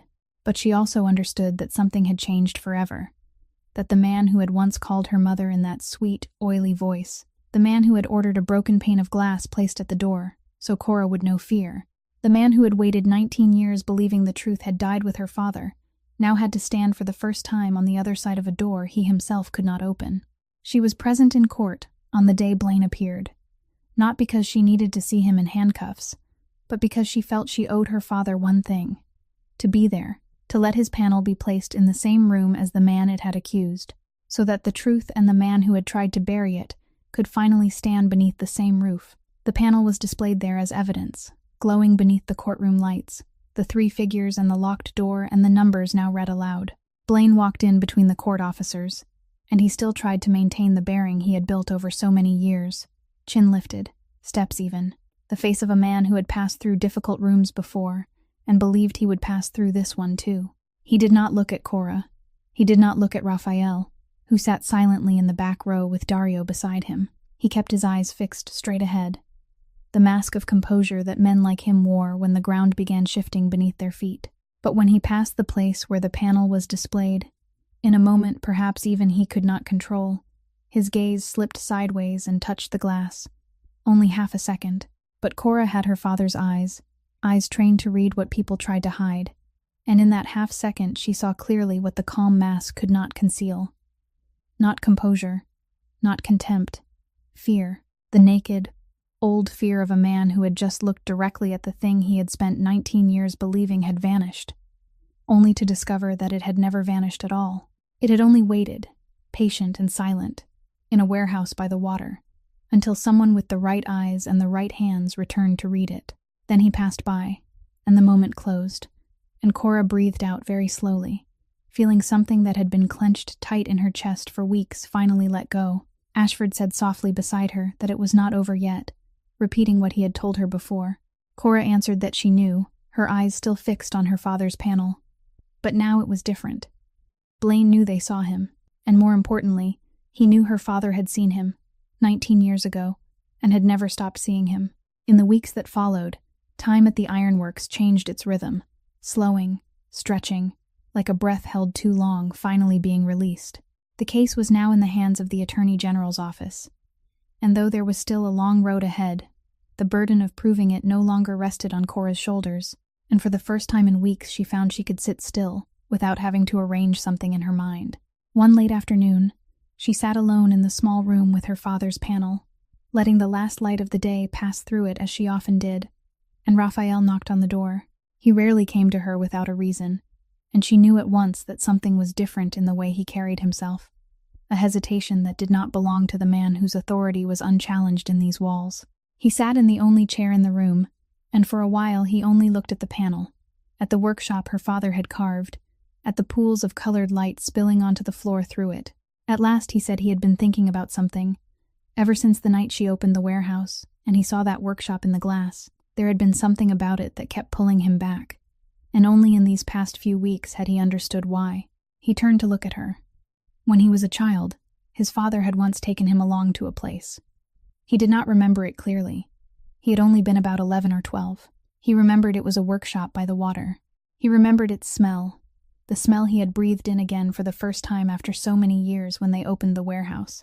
And he remembered the light passing through glass and spilling onto the floor as color, something he had never seen before and never forgot afterward.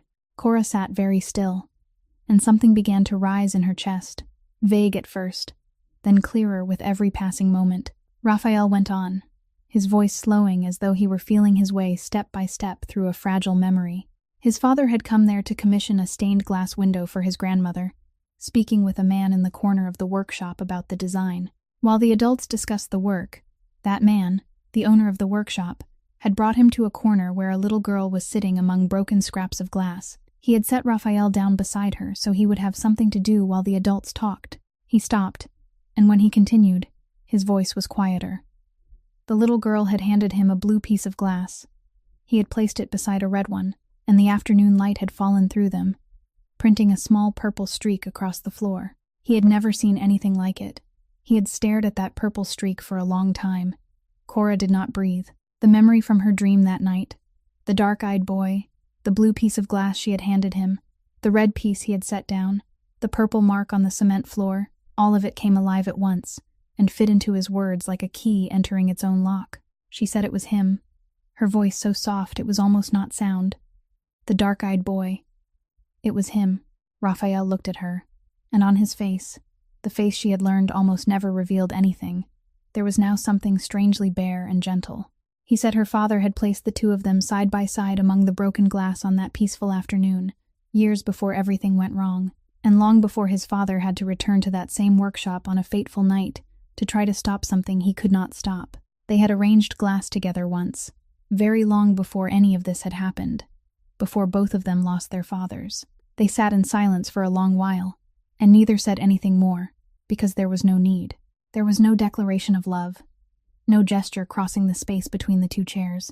There were only two people, each of them once a child sitting among broken pieces of glass on the same afternoon, now sitting together again on the far side of 19 years, beneath the same kind of light passing through the same kind of glass, understanding that the road that had led them here had begun longer ago than either of them had ever known.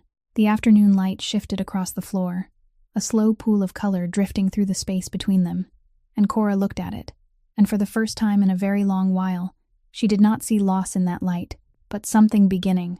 The idea came from Cora, but it was Raphael who made it real, and later, when they looked back, none of them could clearly remember where it had begun, only that once it was spoken aloud, it had the inevitability of something that should have happened long ago.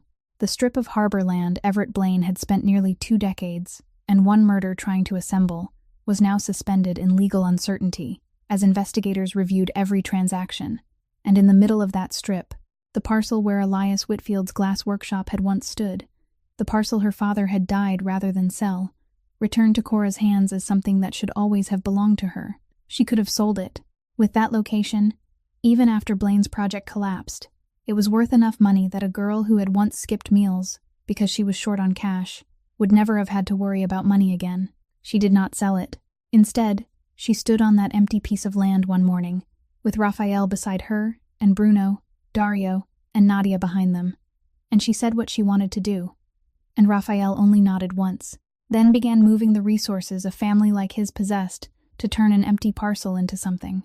They rebuilt a workshop, not as a memorial in the cold way of a plaque, but as a real workshop, alive, with a roof to hold off the sun and large windows to welcome the light. Long work tables, racks of glass in every color, new tools arranged neatly and waiting for hands that did not yet know how to use them. And it was not meant for people who already had everything. Cora set only one condition, that the place would be free, and that it would be meant first for teenagers who had grown up the way she had grown up, the children of working families in the harbor district, children no one had ever thought to teach a beautiful craft, children the world had long ago decided had no share in delicate things. Nadia, who had spent her whole life reading the numbers people wanted hidden, now built a fund transparent down to the last dollar to sustain the place, and she did it with a devotion that made Cora understand that for Nadia, this too was a way of atoning for something.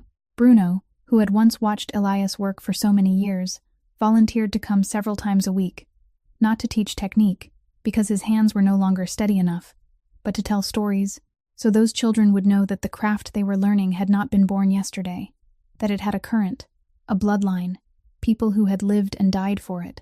Dario, the man who had carried a question heavy as stone for 19 years, came on opening day and stood silently in one corner for a long time, watching morning light pour through the new windows and spill across the workshop floor in pools of color, and Cora saw him lift a hand to rub his eyes once, then turn away.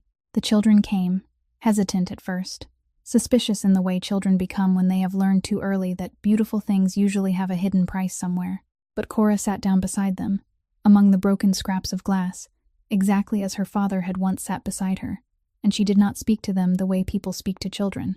She spoke as though they were fully capable of understanding, because she remembered the feeling of being trusted more clearly than she remembered anything else from her childhood. She showed a boy how light had no color until it passed through something, that it was the glass itself that taught light what it could become.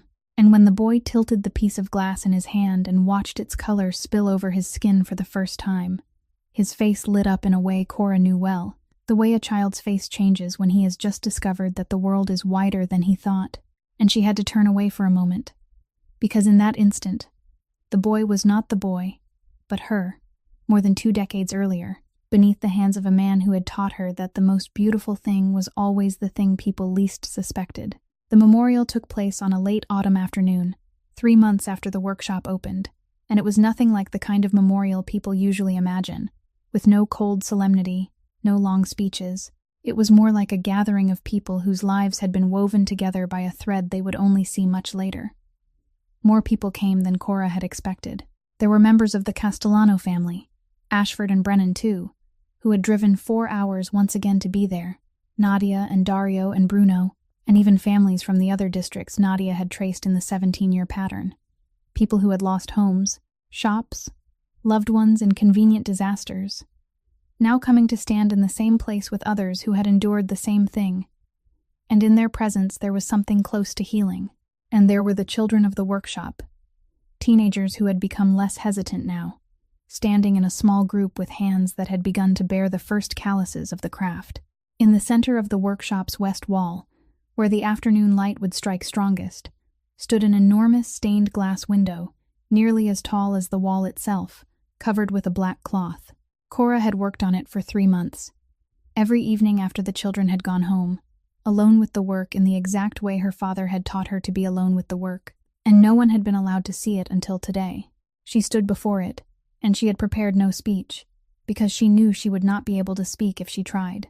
She only looked once around the crowd, paused on Raphael, then lifted her hand and pulled the black cloth down.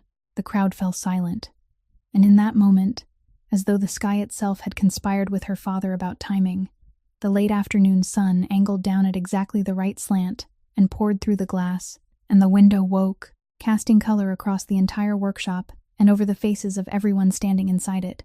It was larger than anything Cora had ever made, and it did not tell of a crime, did not hide a number, did not lock away any truth. This time, she hid nothing.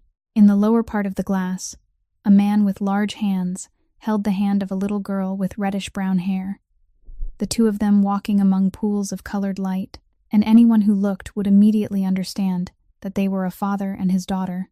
A little higher, along the length of the glass, that little girl grew older from one panel to the next, until she became a young woman standing beside the man, both of them bending over a pane of glass, 4 hands doing one piece of work together, and the light passing through that place burned brighter than anywhere else.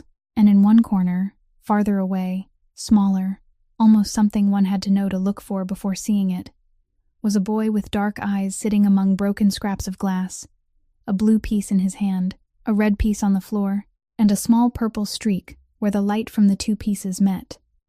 Cora heard Raphael, somewhere behind her, draw in a soft breath, and above everything, running across the top of the window, made from the brightest pieces of glass she could find, not in dark lead like the hidden lines her father had once concealed, but in light itself, were 4 words, large enough that no one had to strain to see them, clear enough that they could never again be encoded or buried.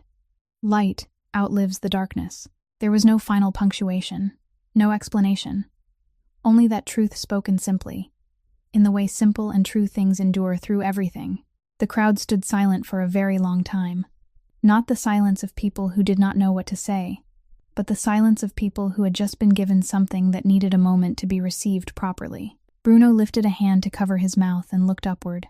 One of the workshop children, a boy, softly asked the person beside him how she had made light turn into words like that, and no one answered, because the answer was the whole story.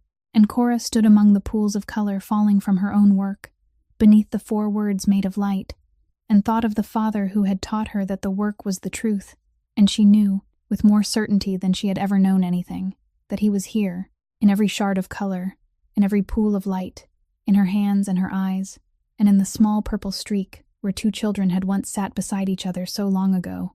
When the crowd began to break apart into small groups of conversation, when the afternoon light had lowered even further, and the pools of color on the workshop floor slowly stretched longer, Dario came to stand beside Cora, the old man who had carried a question heavy as stone for 19 years, and he looked at the enormous stained glass window for a long while before he spoke. He said she had come to them on a rainy night, with a roll of velvet and a question she had traveled 19 years to ask.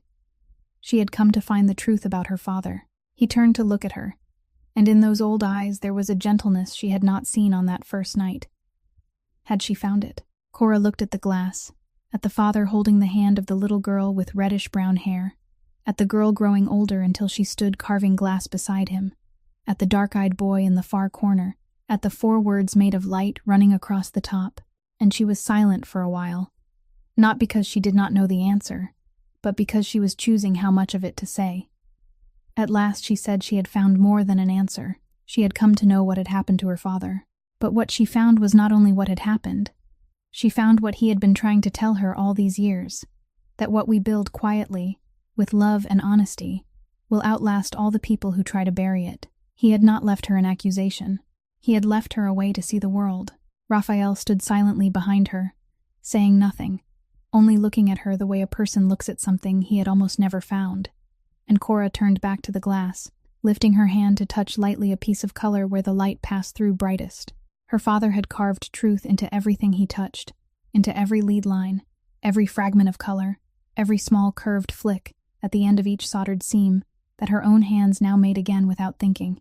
And he had locked one truth carefully enough that it could wait 19 years, but he had also trusted enough to leave a key, because he knew that light never knew how to lie still in darkness, that sooner or later it would find a pane of glass to pass through, a pair of hands to read it, a road back home. And if this story has touched your heart in any way, if it reminds you that truth, kindness, and the things we make with our whole soul always have more lasting life than we imagine, then please subscribe to our channel, hit like, and share this video so we can spread meaningful stories to more people every day. We would truly love to hear your thoughts. How do you feel about Cora's story and her journey to find the light? And which part touched you the most? Please leave a comment and share the feelings from deep inside your heart, because every word you write is a precious source of encouragement for us. Thank you for listening until the very final moments. May you, the person watching this video, always have very good health, a joyful life, peace, and calm every day. Goodbye, and see you again in the next video.